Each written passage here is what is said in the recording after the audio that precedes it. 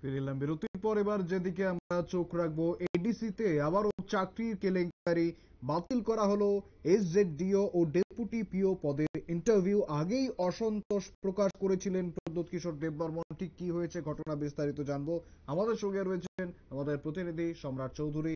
সম্রাট, ঠিক কি জানা যাচ্ছে?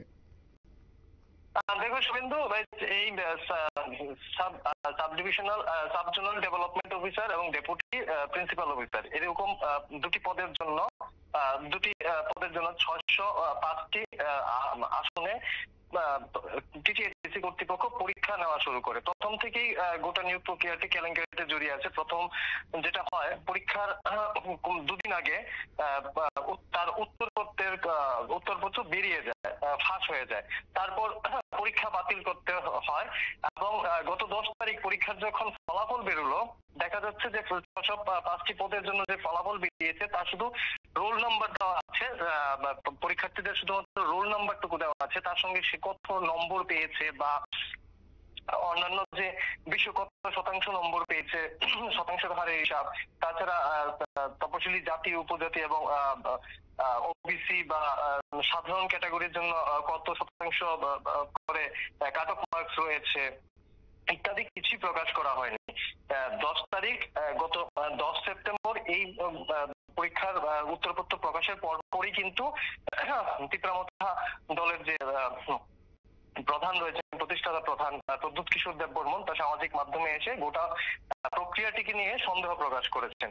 এবং গতকাল বিকাল সন্ধ্যার পর দিকে আরেকটি নোটিফিকেশন বেরোয়, যেখানে গত 20 তারিখ এই যে লিখিত পরীক্ষায় যারা উত্তীর্ণ হয়েছেন প্রার্থীরা, তাদের সাক্ষাৎকার নেওয়ার কথা ছিল এবং বলা হয়েছে একটি আনঅ্যাভয়েডেবল, মানে একটা এরকম পরিস্থিতি যেটা এড়ানো যাচ্ছে না, এরকম পরিস্থিতির কারণে এই সাক্ষাৎকার প্রক্রিয়াটিকে বাতিল করা হয়েছে।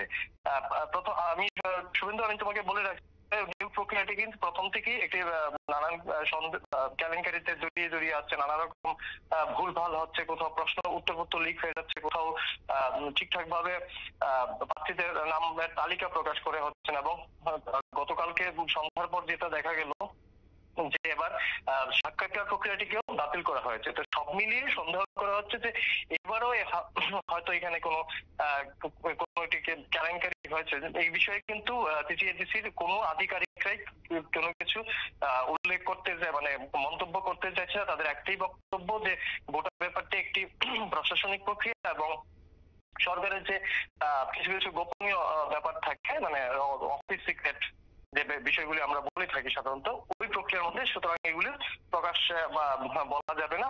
তো গোটা প্রক্রিয়াটি মিলিয়ে কিন্তু মনে করা হচ্ছে যে এডিসিতে যে এই প্রথমবারের মতো, মানে দীর্ঘদিন বাদে প্রথমবারের মতো পরীক্ষা এবং সাক্ষাৎকার নিয়ে চাকরির প্রক্রিয়া, তাতে কিন্তু একটা কেলেঙ্কারির সন্দেহ করা হচ্ছে। শুভেন্দু, একেবারে ধন্যবাদ সম্রাট।